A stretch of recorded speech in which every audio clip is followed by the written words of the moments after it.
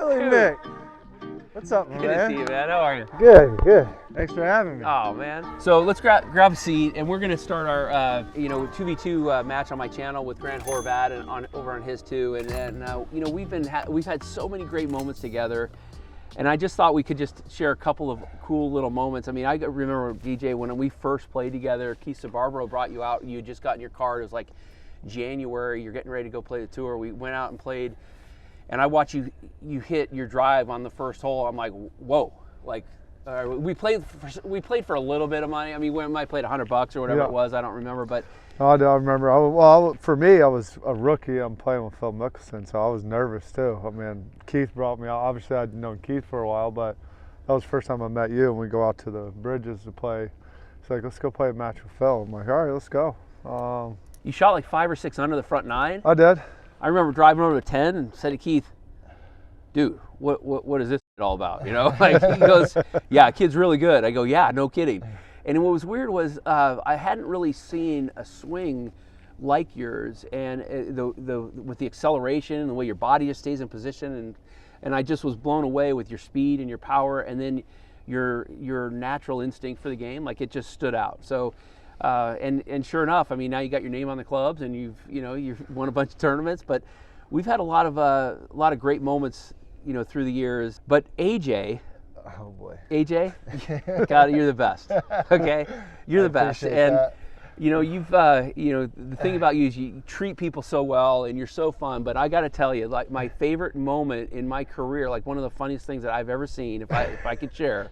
Go ahead. Involves you. Okay. Sorry, Mom. No, we're going to the Ryder Cup, and we're getting ready to fly overseas, and we're gathered around, and we're all on this big charter plane, and we've got our luggage lined up, and we're all standing in line. And you were standing next to AJ, and I was in front of you guys a couple of. And you got the customs guy, and he comes out, and he's got the dogs, and they're checking all the luggage, and they start with you, and they do the thing, and he goes to mine, and you turn and you go, well, that dog's 0 for 1. That's a great line. I mean, yeah, I have used that a time or two. That's a good one. If you don't mind, I'd like to tell a quick little story about you guys and kind of how your relationship is and the dynamic and whatnot.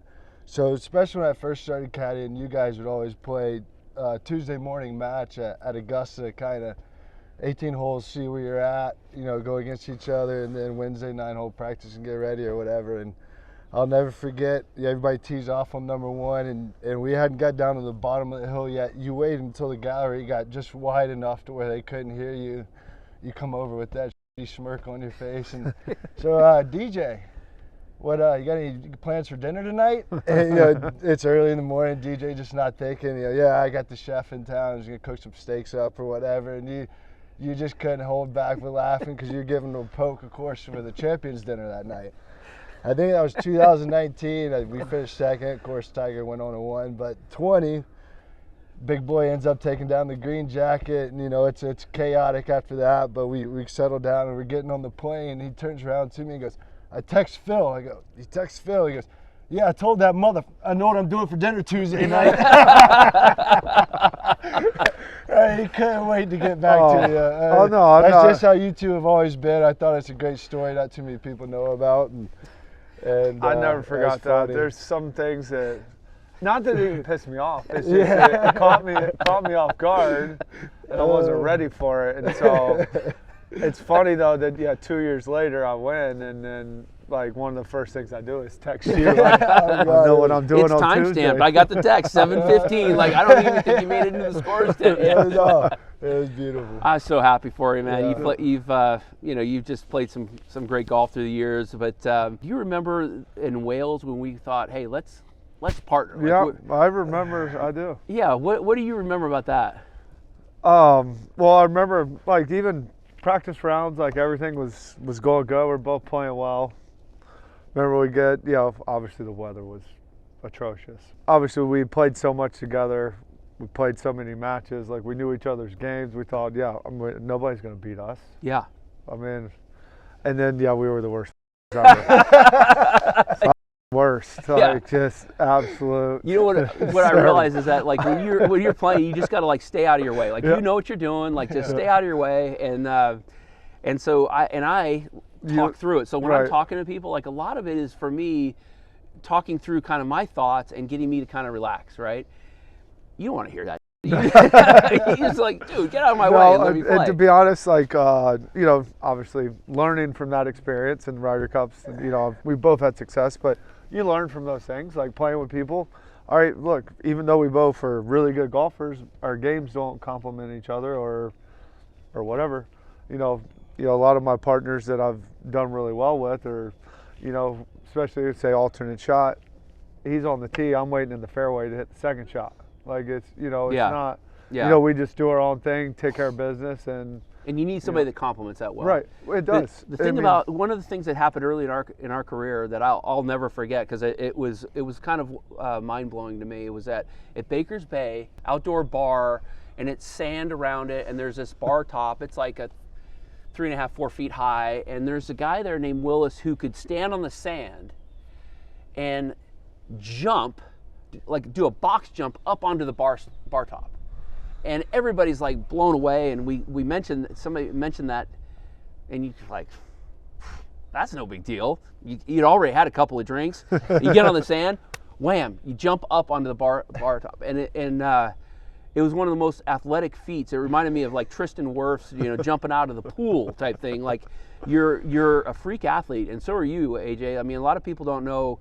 You know how well you played college basketball and what a great athlete. You're going to see it when you're hitting bombs out there. But everybody has like a mess up story. Like every caddy will mess up at some point, right? They'll have like an anomaly. They hit a bad yardage or whatever. Do you remember us playing together at PGA National? No, I thought you were going to bring the Doral story up. PGA National. Why don't you go back to the Doral? What happened to Doral? You give me. They had moved the tee boxes, and I was like running over, scrambling, trying to find a yardage, and I was 40 yards away, and Dustin just like teed off or something. you gave me for years about that. But you guys, I mean, I always pull out, you know, I like to go for the negatives, but you guys have worked really, really well together as a team and have done some great things. But you know, we've had some great moments together. We've had great team events together. We've been able to share a lot of great moments through the years, and I'm just really appreciative of that. And I'm very impressed and happy for the career that you've had and the time we've spent together. Yeah, and right back to you. Obviously, I've learned a lot from you. You know, we both worked with Butch, so we spent a lot of time together practicing, you know, playing practice rounds. So for me, you know, especially early in my career, it was, you know, a huge help just watching. Obviously one of the greatest play the game and how you do it. So learned a lot of things of what to do and what not to do. Yeah. We've got a lot of stories. Let's tell some more throughout the year.